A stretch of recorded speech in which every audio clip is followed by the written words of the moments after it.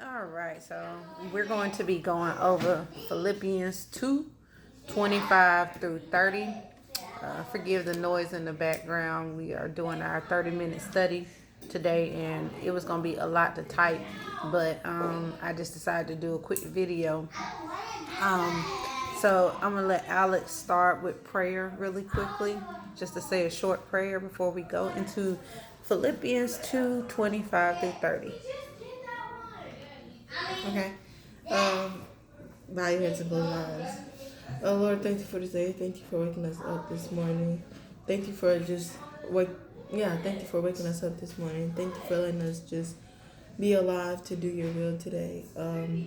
Thank you for protecting us in our sleep and just protecting us through the night. And we thank you for this day. We thank you for providing food and clothes just for us to live. Thank you for our daily essentials. Thank you that nobody is lacking. And thank you for your word that we are about to enjoy today. In Jesus' name we pray. Amen. Amen. Amen. So with everything that's going on with COVID and even in the Christian community, how fear is kind of overruling people, and then there's conversation of, oh, well, make sure you're safe, or don't do this, and oh, well, you can do that, or and then a measure of people's faith of, oh, well, you should come back to church, and then some people are like, well, I don't feel comfortable. I was going through the Bible, and one thing that stuck out to me was the character. I call him a character, but the person Epaphroditus. And Epaphroditus was mentioned in Philippians, and he was someone who was with Timothy. Now, one thing about Epaphroditus was that he was sick. They did say that he got sick. So, I was like, that's interesting. So here we have someone who was highly spoken, like he was spoken so well of, and they thought to send him back to the church after he got sick. And I was like, man, okay, this is hitting close to home, because right now we have people who are asymptomatic. There are people who have symptoms and then come to find out they have COVID. But whatever the case is, like, you can't be upset with people who didn't know that they had it, or who had faith enough to come back into the church and things like that. But nevertheless, here is someone in the Bible that I feel like we can identify at this time with everything going on. Someone who has gone through sickness, and it's not, before the name COVID appeared, there were other people. There are people in the church that are sick with diseases and things, HIV, AIDS. Nobody knows that, but these people go beyond measures to make sure that they protect themselves and protect others. So I feel like in some instances, COVID has been made to be this, oh my God, you have it, you passing it along. But these are your brothers and sisters in Christ, and if they don't know that they have it, or if they're asymptomatic, for example, that's not something that we can become upset about. But more than anything, for the people who we do know that may, if we know of any people, but if there are people that you do know that have had COVID, then this is a perfect situation of how they should be greeted, and how, because they had COVID, it did not change who they were. So Philippians 2:25 through 30, and it says, this is the NIV version. It says, but I think it is necessary to send back to you Epaphroditus, my brother, co-worker and fellow soldier, who is also your messenger, whom you sent to take care of my needs. For he longs for all of you and is distressed because you heard he was ill. Indeed, he was ill and almost died, but God had mercy on him, and not on him only, but also on me, to spare me sorrow upon sorrow. Therefore, I am all the more eager to send him, so that when you see him again, you may be glad and I may have less anxiety. So then, welcome him in the Lord with great joy, and honor people like him, because he almost died for the work of Christ. He risked his life to make up for the help you yourselves could not give me. That is like so deep. And I was just like, wow, this is like in Philippians, like, if this don't sound like a current type of situation, right? Like, where Epaphroditus is, let's look at who he is, okay? So he is somebody that's clearly, it says that he's my brother, my co-worker, my fellow soldier. So to me, that automatically lets me know he's like a pastor. He's like a priest. He's like somebody, he's a clergy member. Because if he's working closely with him, that means he's someone. And then he also kind of gives other things about him. He says he almost died for the work of Christ. So that means if he's doing the work of Christ, he must be a man of what? God. Must be a man of God. So when I went back and I was doing reading some commentaries, and I'm just so excited for people who take the extra measure, like to read through commentaries and even Google these people. It says in one of the commentaries on Bible study tools, Timothy could not come to them. So this man was sent by the Philippians to the apostle with a present, and had been detained at Rome for some time, partly through business and partly through sickness. But now the apostle thought it proper, he being recovered, to send him to them, who was one of their ministers. See, so it says he was one of their ministers. One of this name lived at Rome about this time and was one of Nero's freemen, but not the same person here intended. This person has a very high character. The apostle calls him my brother.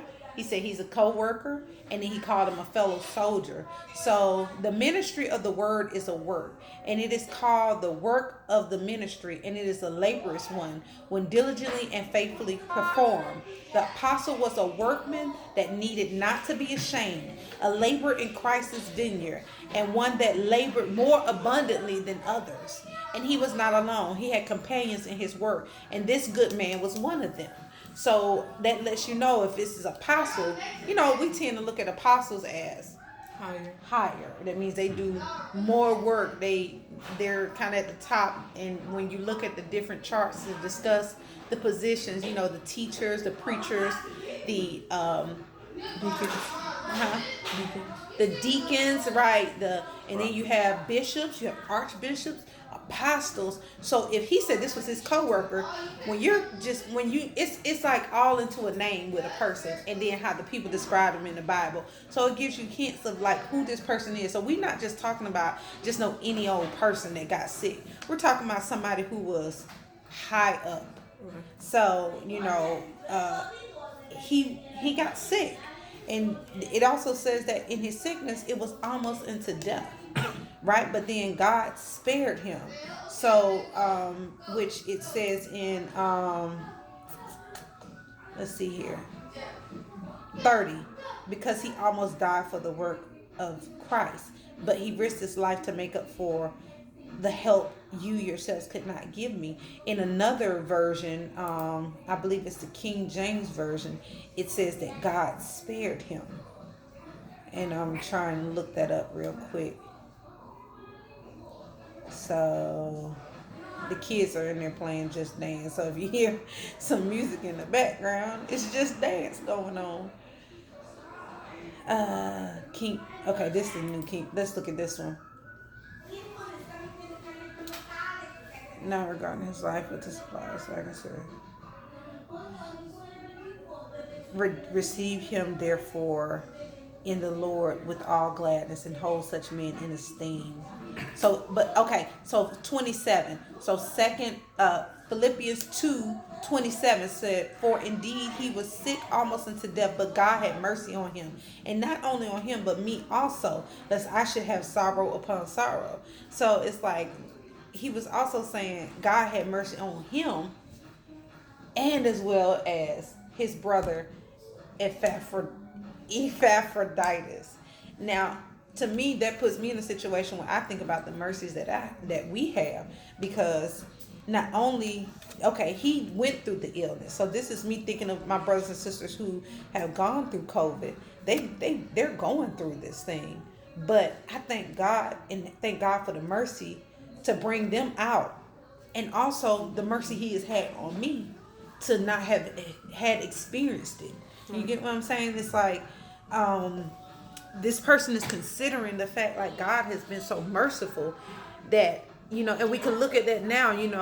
We have to be so thankful for the fact of, for those of us who have tested negative, for those of us who have not experienced COVID, like, we have to be just as thankful, because sometimes it's nothing but the grace of God that we haven't gotten it. It hasn't been that we've been totally quarantined at this time. It hasn't been that you have been so careful all this time. And even there are some people who have been careful and still contract. There's some people that wore masks, wore gloves, didn't wear gloves, sanitized, everything, and still got it. So that is why we have to be thankful and just grateful that God has spared us, like he said, so I wouldn't have sorrow upon sorrow. Yes, I feel bad for my brothers and sisters who are going through this, but that's why I pray for them. That's why I encourage them. That's why I do what I can for them, because they are going through something that we're not, as we should, for our brothers and sisters. But it isn't for us to turn around and treat them like they're some infectious person, or like, no, when they come back, that's why he said, I sent him back. So out of all people that could have went back, he sent him back. Why? Because God had healed him. God had saw mercy, and God gave him a testimony. That's right. And so he's saying, hold this man up with high regard. Hold such men in esteem, because for the work of Christ, he came close to death. So he's also saying that this too was God's will. That even as he was doing the work of Christ, he may have encountered illness. However, God brought him out of it. It was not. It takes the emphasis and focus off of, oh, the devil did it. Oh, this, that, and third. Oh, how did you get it? Well, where did it come from? God allowed for this man of high esteem. No, God didn't say we were exempt from sickness. He didn't say we were exempt from trials and tribulations. So, for God to have, number one, esteem this man, his works have spoken for him, but for it to happen to him, and then for him to be healed from it, that is a testimony. And because of that, this is the type of man that he's sending back. And it says, receive him therefore in the Lord with all gladness. So when we see people or know people, or maybe we don't, but for whatever reason, when they come back, we receive them with all gladness, not because of anything that they may have, we receive them back for the works that they have done for Christ.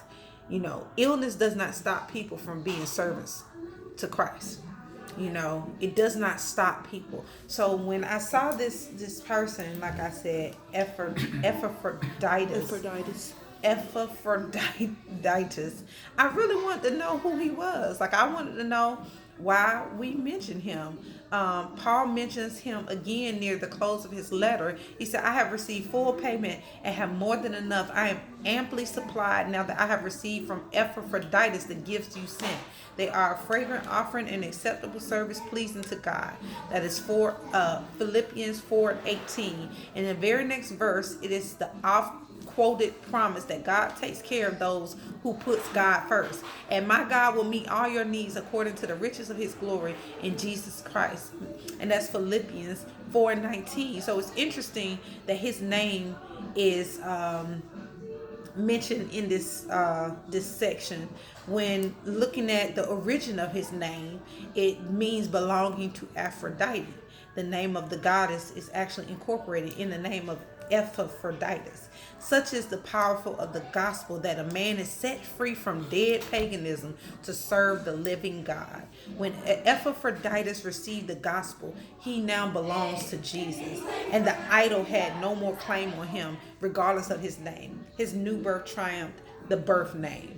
So, you look at his name and what it meant, and then you look at when he became a servant of God, how it didn't mean that he belonged to Aphrodite. It meant that he belonged to Jesus Christ.